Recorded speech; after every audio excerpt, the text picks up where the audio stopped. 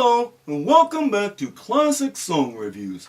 I am the man, or the middle-aged nerd if you simply must. As you know, today's music is both morally and artistically bankrupt. In this show, we harken back to a purer time, when music was excellent and lyrics were meaningful. Today's song, judging by its title, gives us a break from all of the blatant sensuality that permeated so much of classic rock music in favor of a man who roams the world, seeing the sights and learning about the cultures he encounters.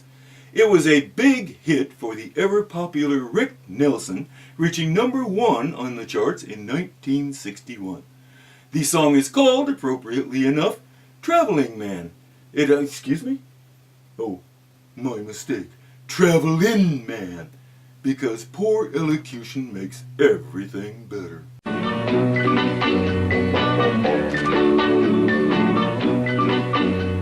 a traveling man, made a lot of stops all over the world. Ah yes, when one has multitudes of hit records to one's name, one may easily afford such activities. But let us put that aside for the moment. With this beginning, I believe we may expect some phenomenally poetic descriptions of the amazing sights he has encountered on his journeys. And in every port I own the heart of at least one lovely girl. I might have guessed. Well, there is nothing for it but to proceed. Let us get on with the smut. I've a pretty senorita waiting for me down in old Mexico. Waiting for him? How long has she been waiting? And how does he know she is still waiting for him? And if you're ever in Alaska, stop and see my cute little Eskimo.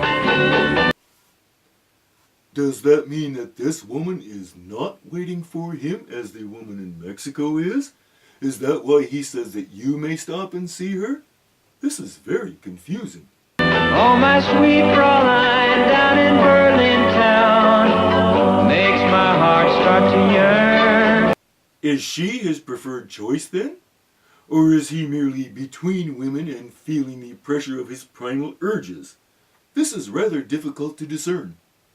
And my China doll down in old Hong Kong waits for my return. Another one that is purported to be waiting for him to return to her.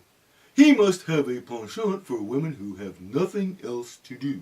Pretty Polynesian baby over the sea. I remember the night when we walked in the sand of Waikiki and I held you oh so tight. If I understand correctly, he has had precisely one encounter with this woman. Yet, according to the tone of the song, he believes that is enough for her to spend her days staring out to sea, pining for his return. My, we do have a high opinion of ourselves, do we not?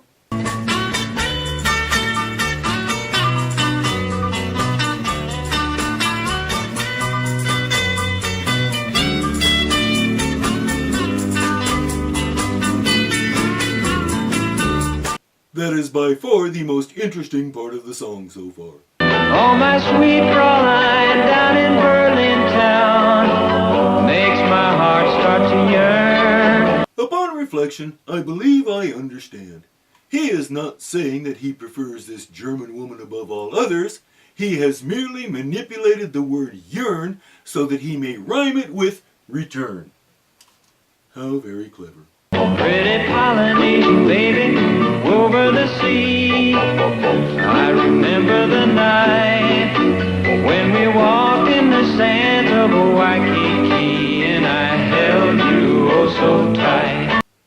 For a small fee, I am sure she will remember it as well. After this, we segue into a conclusion. Well, I'm a traveling man. Yes, I'm a traveling man. Yes, I'm a traveling man. Inasmuch as the year was 1961, and attitudes about topics such as civil rights had only just begun to emerge in the public consciousness, we may perhaps forgive the latent racism in the song. Terms such as Eskimo, China doll, and the like would likely spark a boycott today, but at the time this was written and in this context, they were considered terms of endearment. This is not to excuse any form of racism. I merely mention it to explain why I am not going to address it. To do so would be anachronistic, and I do not wish to engage in that. Rather, let us examine the latent sexism inherent in the song. What on earth? This man claims to travel the world, seducing and capturing hearts willy-nilly, and then leaving them to mope and pine, waiting some day for him to return. In other words, they only exist to serve his impulses. These women have no lives of their own and are merely there to feed his ego. I am sure that there are women all over the world whose self-images are poor enough that they would be susceptible to this type of emotional manipulation. And he seems to be intimately acquainted with all of them.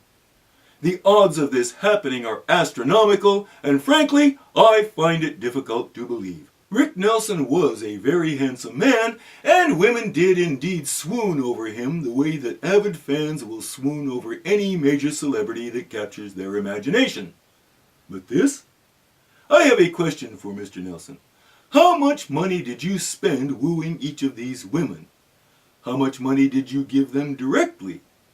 I am sure that for the right price, each one would happily pledge her fealty to you and promise to wait faithfully until you return, whenever that might be. At least until her next customer arrives. You, sir, are being duped, and you wrote a hit record about it. I hesitate to think what that says about this country. But I digress. More disconcerting is the general attitude toward women displayed in this song. Show respect! Perhaps, if you tried this approach, you might find yourself with women who actually desire to be in your company, as opposed to those who are merely making a living. Women deserve just as much respect and deference as any man, and you, sir, would do well to give it. You're a virgin. That was quite uncalled for, and none of your business.